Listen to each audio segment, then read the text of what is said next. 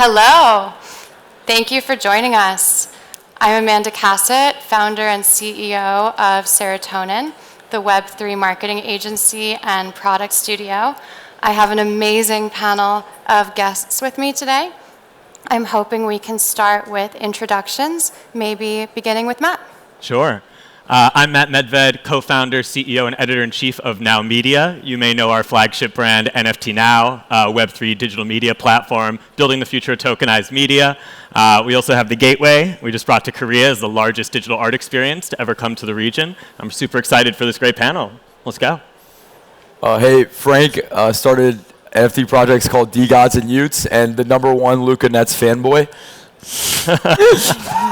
Let's go. I'm Luca Nets. I'm the CEO of Pudgy Penguins, and I'm also Frank's #1 fan. We got a lot of good fans on stage, a lot of fans in the audience. Let's start with a question for Matt, but please hop in and chat and respond, and let's have fun. We've seen this rise and fall and maybe resurrection of the NFT economy. What kinds of aspects of NFTs should we be paying attention to heading into the next bull market? Honestly, never bet against the power of memes and people having fun. I feel like those two factors have driven so much of the metas that we've seen in the space, of the projects that come out of nowhere, from Jack Butcher's checks to when Goblin Town had its moment, to everything has been driven by the power of mimetic expression, and also people having fun, banding together. We're in the depths of a bear market right now. The people who are still showing up here are doing it out of a sense of belief. They're doing it out of a sense of conviction. And you create opportunities for those people to connect, to have fun together. That's an incredibly powerful force, right? And so I feel like there's that whole the top of the curve, the low curve, the mid curve thing. It's don't overthink it. If you see this mimetic expression, if you see internet culture rallying around something, pay attention to that. Because one thing we've seen most recently is a lot of big platforms that came into the space and were yo, I'm going to bring in all this big Web2 IP, and it's just going to drop it here and it's going to be a success. Recur, Nifty's, all that, they're all out of business now. The projects that are still succeeding, the projects that are still moving the needle here, two of whom are up here on the stage with Pudgy and DeGods, this is about medium native culture, right? So that's what I would say we should be paying attention to as we move from bear into bull. How about you guys? What do you think we should be paying attention to? Yeah, I think cults obviously are going to be sustainable just because there's inherent value that people see with each other. It's the big difference, right? A community where people value each other, want to spend time with each other, is obviously going to find its way and adapt to whatever the new metas or ecosystem, how the ecosystem changes.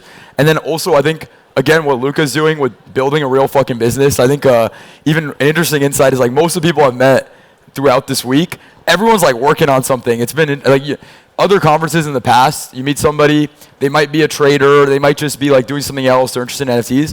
Everybody that I'm meeting, even at this conference, the first question I've been asking is, what are you working on? And people always have interesting answers. And so I think that, the next wave of NFTs is finding creative ways to leverage that community and leverage NFTs to build something that's a lot bigger. Yeah.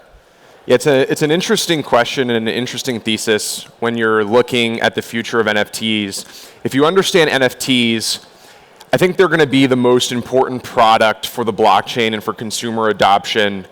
At the end of the day, we're social beings, we're cultural beings, and this is the first time in the era of this technology that people are able to interact and identify with this technology in a seamless and consumer-friendly way.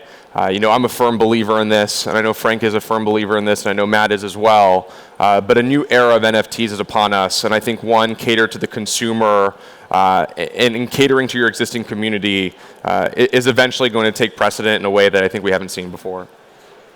Awesome. I want to direct the next question first to Frank, which is, you've started 2 successful projects, not just one. What are the lessons that other creators should know based on your experience?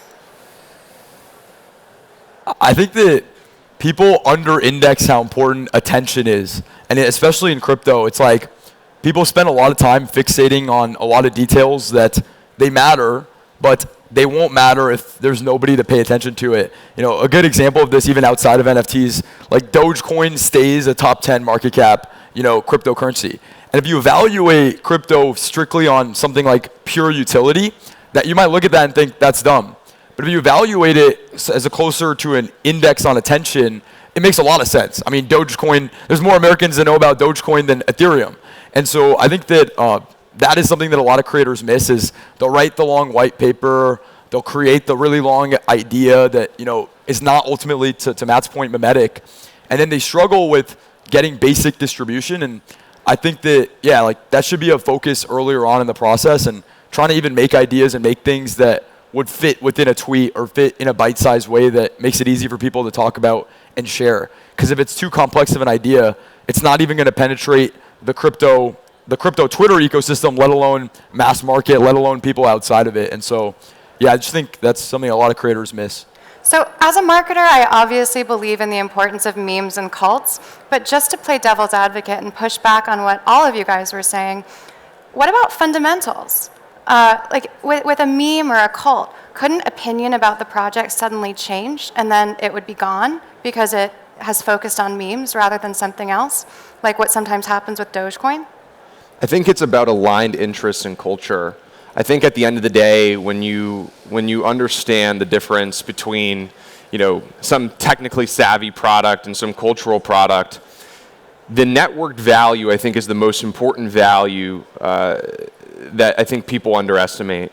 When you understand success in business, I preach this a lot just as an entrepreneur, but it's not really what you know, but a lot of who you know. And I think these, whether it's rallying behind a meme or rallying behind some sort of message or some sort of product, at the end of the day, I think that is the technical utility that people are looking for. I think behavior in the crypto and the blockchain space is too transactional. At the end of the day, the era of emotional utility is here. You look at companies like Disney and Warner and Pixar have built trillions of dollars of market value off of emotional utility, and that's what brings people together. If we were AI robots, I would agree with you, but we're not. And at the end of the day, people want, like as Frank says, they want friendships. They want to cultivate behind an idea. They don't necessarily just want, 100% rev shares and some transactional nominal value. Those things end up not working almost every single time. And to add to this, it's interesting because I think where it gets confused is when people do things that you don't necessarily need an NFT to do. So for us, for example, we've had like 120 events this year. We haven't hosted a vast majority of those. But if you think about it, it's like if I'm into the Lakers, a basketball team, and I'm following all the content around the Lakers, and I meet someone else that's a Lakers fan, it's pretty sick. Like, you got to talk to them. You're like, oh, you see this recent trade, you watch the recent game, and you have like this magic icebreaker where you can get a lot closer. And what we've noticed within our community, we have a global audience. Like, that's the magic of NFTs. You have people that are interested and excited about it, but you compare that to a regular content creator, people that are deep in crypto, deep into NFTs, they're spending a disproportionate amount of their time engaging in this community, and part of it is because they spent a lot of money on it. Part of it is because they're building something in the space. Part of it is they're just having a lot of fun. And so having these events all over the world, people becoming best friends on this like internet native community is something that I did on forums growing up. Like, I just grew up on the internet, and it makes a lot of sense to me. And I think that the older that you get, the harder that is to find. And NFTs have this sweet spot where people have this aligned interest, they're following the same kind of content pipeline, so they meet up and they have a lot to talk about, and they're much more likely to form these deep relationships, which is hard to even put a price on. That's just one example. I think broadly across the space, where people get the most excited are just things that you can do that are only possible because of NFTs versus just like NFT adjacent or Web3 adjacent. And so that's where I think fundamentals, it's such a broad word in the same way utility is, it's by definition the most broad word possible. It just means like useful in some capacity. So I think there's a lot of discovery left in the space, and that's why people complain about it today, but I'm optimistic. Yeah, I love the fact that you brought up fundamentals, because that's been our mantra since day one, is building a business based on fundamentals. Obviously, we're a media company. It's a bit of a different model than the community-based NFT project. But, for us, it was like, we're an open book. year one, we did 900K in revenue. Year two, we did 3.2 million in revenue. We're on pace for 10% growth, and that's all without programmatic ads. We've always been all about building a new media model, doing things better, and building that based on authenticity and credibility. During the bull run, we turned down high seven figures in revenue because it would have cost us our credibility. Every cookie cutter PFP, every rug pull, every low effort cash grab, we're trying to throw money at us for marketing and promo, and we said no to all of them. We said no to every single partner, potential sponsored content, all that for our first 9 months, because we recognized that our credibility is worth a lot more than what people were throwing at us, and that once you lose that trust, you can never regain it. The first people we said yes to were Coinbase and United Masters, and that's the bar that we set, and that's the precedent that we set in terms of, if you want to work with us, we're going to be building a business based on fundamentals, and in a market and in a climate where there's so much smoke and mirrors and vaporware, we really have stuck to that. I love these answers because you're talking about having a business with traditional fundamentals, and our other answers, which I think are also really cool, are about how the friendships and connections from these communities are a type of fundamentals themselves, and that IP can be fundamental, that Disney has these long-term relationships with its fans and its users, and there's no reason why there can't be new IP that creates those kinds of long-term relationships. So I want to direct the next question to you, Luca, which is, you've created one of the few and first successful bridges between digital and physical. Do you think that's going to be a sustainable business model for projects in the space, or is it unique to you? And what were the factors that went into your success there? Yeah, I think there's a new era of NFTs, and I think the era of bringing a product and meeting consumers where they are is upon us. At the end of the day, I think we all believe in the digital aspect and the digital future, but to pretend that the digital future is here right now, today, is to be negligent of just consumer behavior and where the consumer is. I very much want to meet the consumer where they are. And so when you look at Pudgy Penguins and where Pudgy Penguins is positioned, it's the #1 cute IP on the blockchain. And cute IP in the world has the highest addressable TAM, or total addressable market, for consumer behavior. And so I think it's my responsibility and my ability to go out and reach and impact a real and sustainable user base that is clearly consuming and digesting all of this content and all of these products elsewhere. I want to meet the consumer where they are today. I have no interest in telling them about NFTs or Web3. At the end of the day, that will happen with the tides of the sales of, whether the bull market comes back and when it comes back. I think very much today is, how do I create a connection between a character that people love, that people can unite around and participate without knowing that it's necessarily about NFTs or Web3. I think if I can accomplish that, I can create a user base that's a lot different than our current user base today. I think one of the things that has plagued the NFT space, and honestly that I think plagues just the blockchain industry in general, is this transactional relationship. If we want to win, and if we want this industry to win, it has to be a consumer-facing industry. That is the inevitable elephant in the room that it seems nobody wants to address because it's hard to address. And so for us, we have this cute Pudgy Penguin that now today gets 50 million views a day across all social channels. Right now we're on track to sell $10 million in retail sales and toys in our first 7 months. And this is the first example, I think, of crypto's first ever consumer-facing product, that whether you're, whatever region you're in, whether you're in Asia or Europe or America, or your age demographic from a 5-year-old to a 60-year-old, no matter your ethnic background or your interests, you all can rally behind a cohesive character that everybody can enjoy. And so if I can create that emotional attachment with this cute little Pudgy Penguin, when Web3 and NFTs start to get a little bit more momentum, I will be the most familiar character in the industry, and that's what we want to do. And so based on what you just asked is, can anybody do it? Yes, and I want everybody to do it. Every time we take a step forward, I hope it incentivizes, whether you're an L1 or an L2 or an NFT project, there is an angle around consumer-facing products that you have to be paying attention to. I feel like this industry is looking inwards and not outwards, and eventually we're going to fail if we don't start looking outwards. You have to do it. It's hard, it's a challenge, but it's necessary if we really want blockchain, crypto, Web3, and NFTs to really win.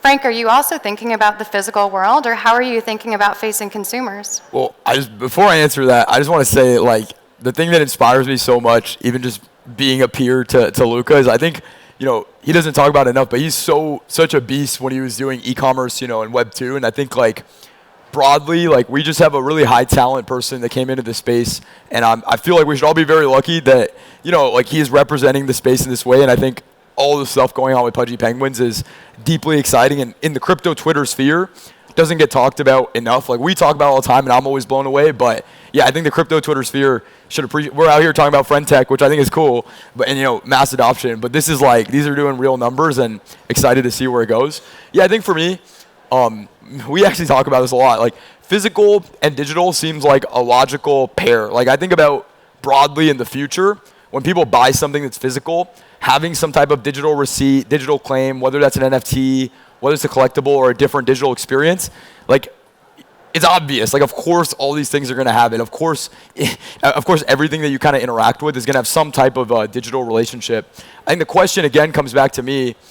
NFTs, like when people talk about NFTs for ticketing, right? It's like that's not going to make people's bags pump that are in this space today, but it's exciting in that means that people might have a wallet that they care about. It means that we might have more infrastructure for people to care about the different types of NFTs that we have today. I think we want to do more with physical, but we've definitely been much more focused on the internet native community building side more than anything. But yeah, it's just exciting across the board there. Yeah, it's a no-brainer. Yeah.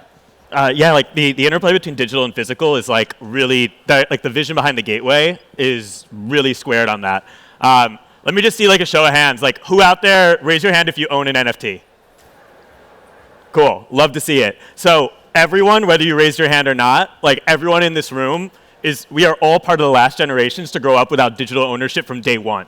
So future generations are going to grow up owning things digitally. They're going to own things physically. They're not going to have the same hang-ups as we do. They're not going to talk about right-click save. They're not going to talk about how do I hang it on my wall. They are going to appreciate them both from their own unique strengths and appeals. And ultimately, that's the vision that we're building for. That's the future that we're building for. A lot of the reluctance to accept this is going to age out. And so for us, especially, because when we started NFT Now, it was really about courting the art world. That's where we started, was in digital art and putting art out there. And we had to recognize that a lot of people, had all these misconceptions about what this space was, right? They felt fear about it. They felt threatened by it. I was like, look, if the only thing I knew about NFTs are what I read about in the headlines, like I might not like them either. But you know what? At the end of the day, it's always an and, it's not an or, right? People are always going to need paintings and sculptures for their home, and they're also going to want to look really good in the metaverse, and they're going to want to own digital art and put it in their galleries. Like these things are not mutually exclusive. And so the first iteration of the gateway was about showing the art world that, and since then we've been expanding that into lifestyle, into digital fashion, into luxury, into gaming, to show people that this digital future is around the corner, and if you're not building for it, then you're going to fall behind. Yeah, and sorry, just one last point on that. I think, when you look at the fundamentals of NFTs, it's really, digital ownership, right? And 100%. Root ownership. When you leverage that digital ownership, it just creates a better value proposition. Like, we'll use Pudgy toys for an example. When you buy a Pudgy toy for $10, you unlock NFTs at no cost to you. That's a value proposition where you can then go trade those NFTs, exchange those with friends, or take them somewhere else.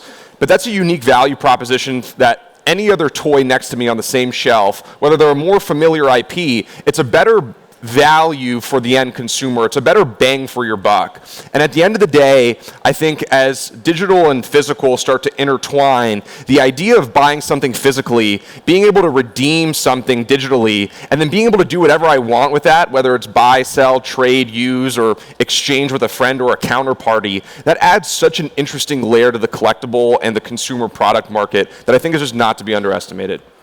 Totally. And you're also pushing forward the way that the media business model works.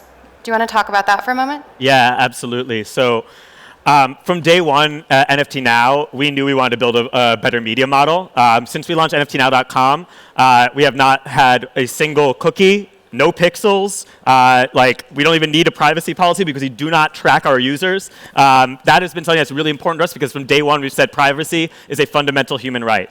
And coming from the legacy media world, I founded Billboard Dance, I ran Spin Magazine as editor-in-chief, I ran content at Modern Luxury. I've seen just how broken the Web 2 media model is from the inside out. In Web 2 media, people are the product. There's been a complete lack of trust. Public credibility in the media is at its lowest point ever. You have misaligned incentives based on programmatic advertisements that got everybody in a clickbait race to the bottom. And you have all these violations of privacy. And so at the end of the day, we were like, hey, you know what? The difference between audience and community that we're seeing in this space with Web3 is really powerful. What does that look like translated to the media model? And so when we talk about tokenized media and building tokenized media, there's two buckets to it. There's the tokenization of communities around media, which is super exciting because it's an opportunity to realign incentives, create what has been a really one-way street for generations, make it two-way, make it a whole roundabout where people can get involved, where they can actually co-create the stories that are being told, and they can actually earn rewards for doing so. You know, we are building the Now Network. The Now Pass is our membership pass to access that. The Now Network's going to be launching later this year. And what we're going to do is allow our users to be able to actually earn XP points by consuming our content, by sharing our content, by engaging with our content, by voting on which artists are going to be in next up and things like that, and actually being able to share in the value that we create, thinking about this almost as like a loyalty program and leveraging our network of amazing projects, amazing builders, amazing artists in the space to just create value for the people who really rock with us and want to do it. The other bucket, which is super interesting now of tokenized media, is the actual tokenization of media, which is articles, podcasts, video, images, photo, video across the board on the blockchain. And that's something that's actually gained a ton of importance in recent months because of the rise of AI disinformation. We've been talking about the need to tokenize content for on-chain provenance, for verifiable authenticity for a long time. And honestly, at audiences like this, people's eyes tended to glaze over. They're like, they didn't really get it. The community side makes sense, but like, what is this for? But now, ever since those viral photos of Trump getting arrested that were made in Midjourney fooled tons of people in America, ever since the AI-generated photo of the explosion at the Pentagon knocked billions off the S&P 500, look, like, AI is never going to be less sophisticated than it is right now. It is only going to get more hyper-realistic. It is only going to become more dangerous in the hands of nefarious actors, and we are going to need to verify the truth. We're heading into an election year in the United States where we are going to be tested. The media is the fourth branch of government, and it's going to be tested. And we're building tech around that, and that's something that I think is incredibly important as we navigate the future of understanding, like, how does one verify the truth in this era? So those explorations are super interesting, and part of the problem with the Web2 media business model is just how hard it is to monetize content online, the way the internet was first introduced to us. Luca, you recently tweeted that every major tech company should be incubating IP. With the cost of creating content potentially going down because of AI, maybe you can talk about how that IP is valuable in a world where content is theoretically cheap. Yeah, this is an interesting thing that I tweeted, but I basically encouraged every major tech business, or honestly any major business that can afford to spin it off, to lean into IP and to lean into character building as a go-to-market strategy. And the reason why I think of this is the same reason why I think Pudgy Penguins is going to be one of the most important products in the crypto industry, is because I'm very much a Trojan horse for this space. When you buy a toy for Pudgy Penguins and you sign up to our platform that you redeem via the QR code on the toy, you're signing up and creating a custody wallet via a custody wallet solution. And you have your first blockchain wallet within 60 seconds of purchasing that toy if you follow the instructions. At the end of the day, we need to meet consumers where they are, and to meet consumers where they are is to meet them in a place that is unintimidating and is familiar. There is nothing easier than to invade the hearts and minds of everyday people than with characters. Characters are infamous for doing this. It is not my playbook, and it's not me telling you this. It's just a known fact. You see this recently with what Nerf is doing. McDonald's just introduced their character back again. Reddit has been doing it for a while now. It's a great medium to get people excited and to take intimidating products and intimidating rollouts and make them unintimidating. A character is a great way and a great medium to get people involved. And I think this is not just applicable for blockchain and for the crypto industry, though I think it's probably the most important critical facet today. I think every industry can leverage cute characters or any character to get their message across to their audience. And to your point on content becoming cheaper, where you're going to just see so much of shit on your timeline every day, that I think this is where community, ultimately, that the buzzword that it's become, matters in that it's going to be harder and harder. And I tell content creators in the space this all the time. It's just going to be harder and harder to get on the timeline. They're literally monetizing the attention economy now. People are getting their payouts. And so I think, finding your niche and finding your core group is going to be so important and such a huge advantage towards scaling and growing outside of that concentric circle, where if you go blind into just hitting the algorithm. I mean, I've had tweets that have gotten 20,000, 30,000 likes, and I'll get 50 new followers from it. No joke. Because when you guys see a viral tweet, or X post or whatever, are you going and following the person? Most of the time, not really. So building that native audience and finding people that care about the thing that you're doing is quickly becoming a playbook for fucking every company now. Every company has their community department. Every company is trying to figure out how to have their core diehard people and leverage them in the best way. And I think, again, NFTs, that's a place where they fit kind of snugly in an interesting way. So the answer is that with this giant content asymmetry that's coming from AI, building communities around content is the differentiator. But just throwing it back to you, Frank, you clearly believe in more than just content and community. You recently migrated your project to the Ethereum mainnet, so you think technology matters. Sometimes when I have these conversations about mass adoption of crypto or Web3, people say nobody cares about the underlying technology, but clearly you made a decision for a reason. Do you think that consumers are going to care, or do you think that projects need to care? To be totally honest, and this is why it's super fun being friends with Luca, because we actually have different takes on this, but it's interesting to sharpen. I actually don't really care about mass market at all right now. I'm a big believer in concentric and referral-based growth, right? We have our little bubble right now today. Let's just say this is the NFT space. It's right there, it's tiny. And outside of that, you have crypto, people that are interested in crypto.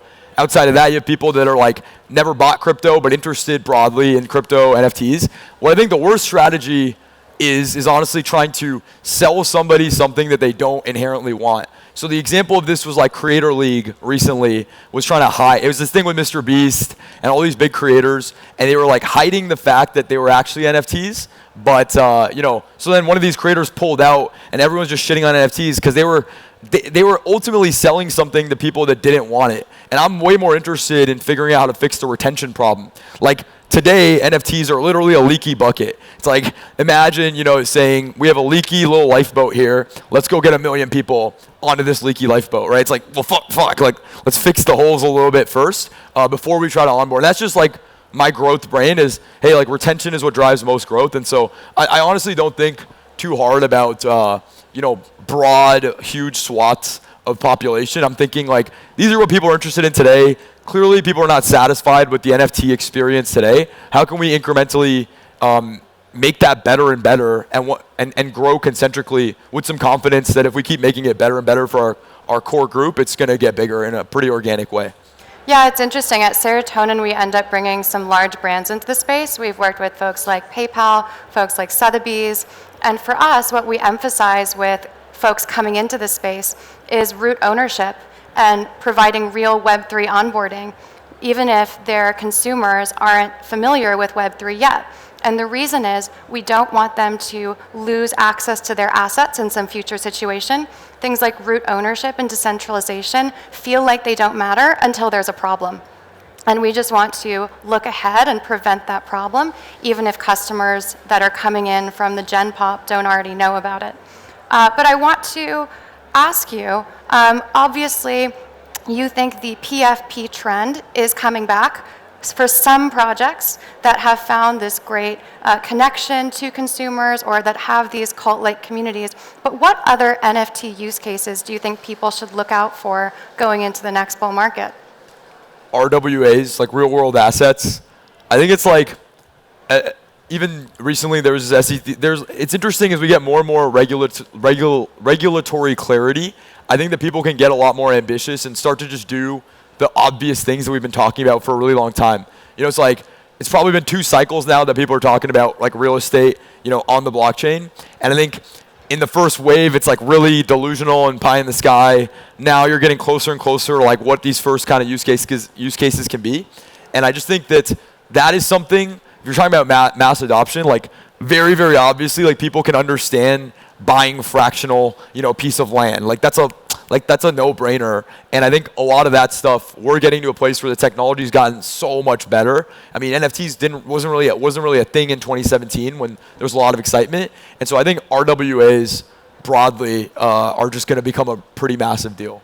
That's my guess. Cool. Yeah, look, I mean, somewhat unpopular opinion, but I think PFPs are going to be back in full force next cycle. They just may not be your bags, you know? I think that digital identity is going to be a long-lasting pillar of this space. Our identity explored through artistry has, you know, from cave paintings to Renaissance portraiture, like, this has always been a thing. From AIM profiles to Reddit avatars, digital identity has been important. Now you can own your identity. PFPs aren't going anywhere, but the nature of them may change. It may be more about, you know, their use in gaming or avatars and things like that. It may, you know, like that is going to shift and continue to evolve, but I don't think it's going anywhere. In terms of other use cases, like what really excites me is like one of the reasons I know we're still early is that a lot of people still talk about NFTs as though they're a category when they're really just a new medium that transcends every category. And I think that as these markets mature, I think as these categories mature, you're going to start to see, you know, different areas really take on a life of their own.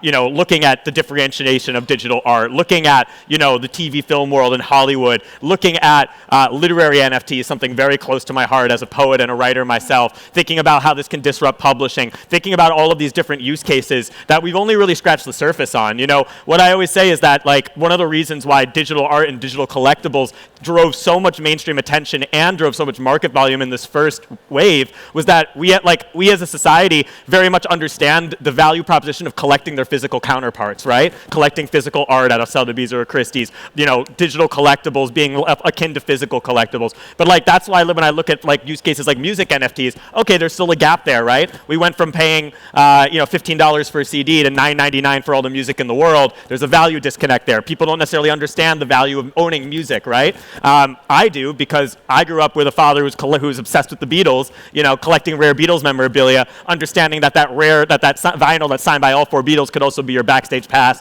could be your fan club membership, could be your, you know, access to that outlet for your fandom. And so as these different things continue to advance, I think we're going to see a differentiation between these different markets. You're not going to be able to be like, oh, NFTs are down this week. It's going to be about, oh, okay, what's going on in gaming? What's going on in all these different use cases? And I think that that's actually going to be a much more healthy and holistic place for this entire space to be in, because we're going to stop bringing we're going to bring the same consumer and creative priorities into each of these spaces and expecting each project to match them. Yeah, and I would agree with your PFP narrative. I also agree they'll be back in full force shortly here. Of course. Yeah.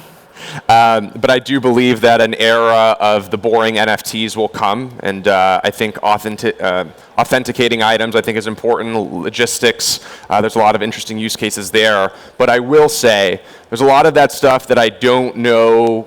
I can't speak on it because I'm not working on it. And so there's probably huge innovations coming in gaming and infrastructure and a plethora of other places. But what I do know is I believe NFTs today have disrupted a $426 billion market, and that market is the collectible business.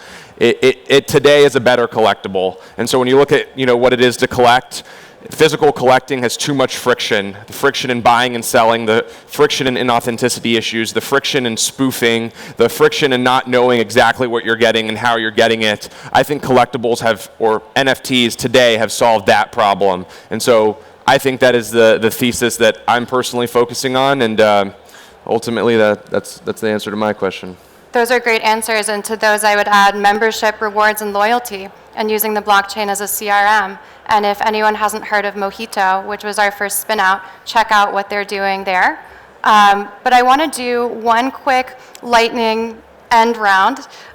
Would love for each of you to say where to reach you, where they can look up your project, and also the name of a project that's not up on stage today that you love, that you think is doing it well.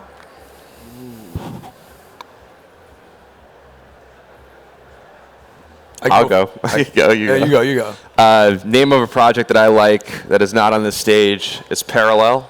I think they're the most advanced Web3 gaming. I think they're the most advanced Web3 gaming today. And what was the first question of that? How to reach you. Oh, follow me on Twitter, Luca Nets, and follow Pudgy Penguins on Instagram and Twitter and TikTok and all the other great social medias. For me, the project that I'm like deeply bullish on, it's Jack Butcher and everything he touches. Checks. Opepin. And yeah, to me, like truly one of the best creators and creative people in the internet today. And the fact that he's like focused so deeply on NFTs, again, like grateful Luca's in the space, grateful Jack Butcher's in the space. And then yeah, how to reach me, search DeGods or Utes and message Kevin DeGods to reach me. You stole mine. I was going to say Jack Butcher, but that's no, a good one. Shout out to the G. Sick.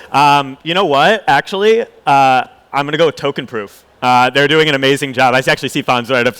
I swear I didn't even see you there. Amazing. No, but like here's the thing. I come from music, right? So dance music, music and media. We were trying to figure out like NFT ticketing for so long. This is such a very, very obvious thing that NFTs are well situated and this technology is well situated to do. I think Token Proof is doing the best job of it right now. And so I'm excited to see how that continues to evolve. And then if you want to follow along with us, at NFT Now across all platforms, also at Now Media, we just unveiled our expansion. NFT Now is going to be one of our flagship brands. We'll also have Now Runway, Now AI.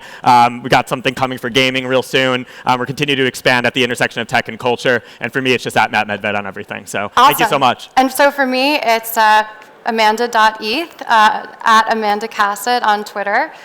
Check out Serotonin at serotonin.co. And mine would be Art Blocks and Squiggles. Chose a squiggle for the front cover of my book, Web3 Marketing, if you want to check that out as well. Thank you so much for having us, and thank you to our amazing panelists.